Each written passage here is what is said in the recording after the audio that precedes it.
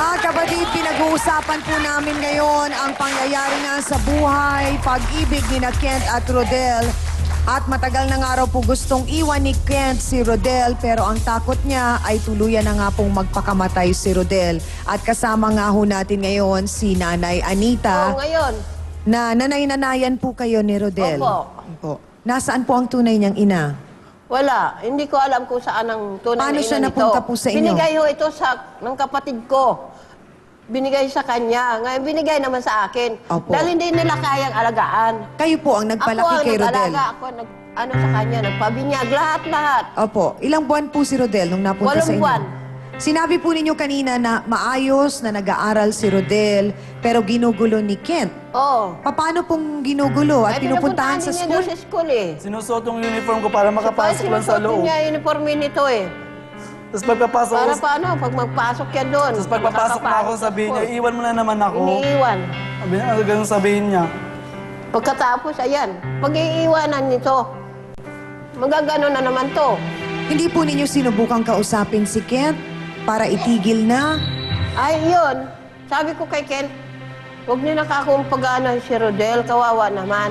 Dahil naiinis na ako sa iyo, Ken. Naiinis na ako sa iyo. Dahil noon pa, yung sinasabi ko sa iyo noon na huwag mong pag-ano si Rodel. Pag umiiwas ako, ano nangyayari? Nasasaktan siya, nagagalit pa rin kayo sa akin. Oo. Anong gagawin ko? Di ba, umaalis ako, tatawag siya. Anong gagawin ko? Saan ako lulugar? Pag umalis ako, nagaganon siya. Pag nandoon ako, nagagalit kayo. Saan pa ako aano, di ba? Wala akong choice.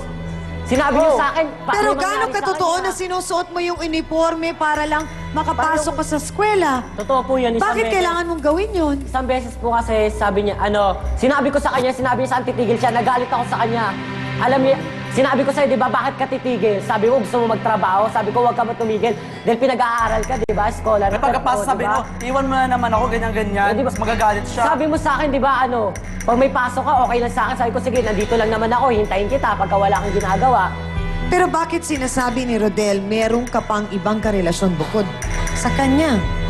Una po kasi, bago ko rin naging girlfriend niya. Merong Josa, sino pa yon? Josa, Jen. Jel, Tapos si... Divine. Ay, ang ano mo eh. Tapos si Jaya. Sino naman yung Jaya pa? Taga-bagong silang. Wala na sila nun eh. Pero bakit Ay, hindi ka na lang sinungaling ka ito umuwi eh. kay nanay, Rodel? Kaya ayaw sa akin ng asawa niya eh. Hindi niyo, kaya isang dahilan din kung bakit sinasaktan mo ang sarili mo, Rodel?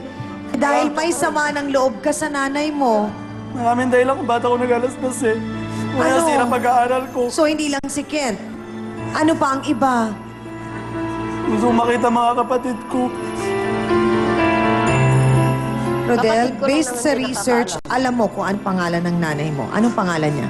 Malu daw po. Malu. Nasaan si Aling Malu? Pupunta kami ng Delpan, sabi nila, ayan na ba yung anak ni Malu? Mukhang kamukha niya, parang naiirita tuloy ako lalo. Bakit ka naiirita? Ayoko makita pagmumukha nun eh. Pag umarap ko sa salamin, naalala ko, sabi na ng kamukha ko yung Malu, parang gusto ko saktan lalo yung sarili ko. Kasi yung pakademonyo niya. Pero Rodel, hindi mo dapat parusahan ang sarili mo sa isang pagkakamaling hindi ikaw ang may gawa at hindi ikaw ang may kasalanan. Walang ibang magmamahal sa'yo kundi ang mama mo at ang sarili mo. May kasabihan, di ba?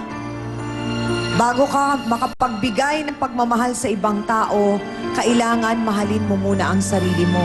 Bago ka makapagbigay ng kapatawaran sa ibang tao, patawarin mo muna ang sarili mo. Mahalaga pa ba si Kent sa buhay mo?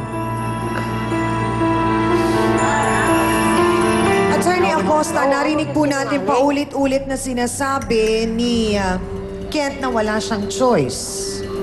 Dito nga sa mga pagkakataon na siya ay parang tinatakot o binablackmail ni Rodel sa mga ginagawa niya sa kanyang sarili.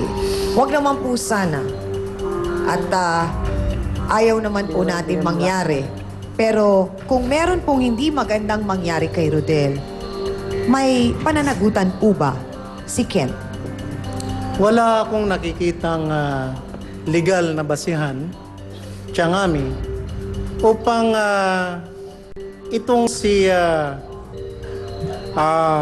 Ken, ay magkaroon ng liabilidad kung halimbawa itong si Rodel ay tuluyang magpakamatay at matuluyan na nga. Dahil walang krimeng sumasaklay doon sa pagpapakamatay, Tiangami. At meron din tayong kasabihan na no one shall become an insurer of the life of another. So, lalo na rito, inamin din ni Rodel na ginagawa lang niya upang ito'y pang-blackmail niya kay Ken. Kaya dito wala akong makitang puntong legal na sana naman ay huwag mangyari na matuluyan ng mag-suicide itong si Rodel at mukhang hindi naman niya gagawin. Marami pong salamat, Attorney Acosta. Tawagin naman po natin ang isang kaibigan ni Rodel. Nabanggit mo ang pangalan niya kanina at ang sinasabi mo, itong ang si Josa, ay isa sa mga sinasabi mong karelasyon o naging karelasyon nitong si Ken. Siya niya. Paano mo naman nalaman na naging karelasyon niya? Si Kent nagsabi sa akin, oo, kasi naawa daw siya kay Josa. Naawa na naman siya. Oo, sabi niya. Wala akong sinasabi. May sinabi kang gano'n. Sa harap ko kasi si Jerome, nandyan siya, oh. Mabuti pa alamin na natin kung ano nga ba ang tunay na kwento. Mga kapatid, narito po si Josa Salon. Pasok!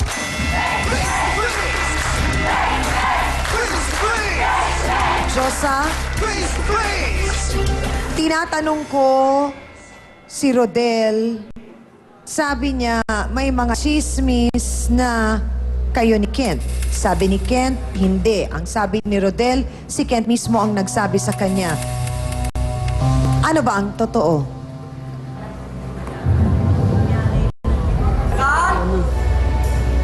Abangan po natin, mga kapatid, kung ano nga ba ang sasabihin ni Josa kay Rodel dito lamang po sa nag-iisang talakserye sa telebisyon, ang Face to Face.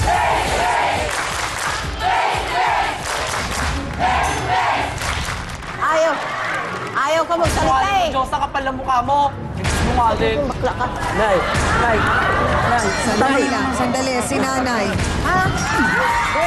Miss Ami Perez would like to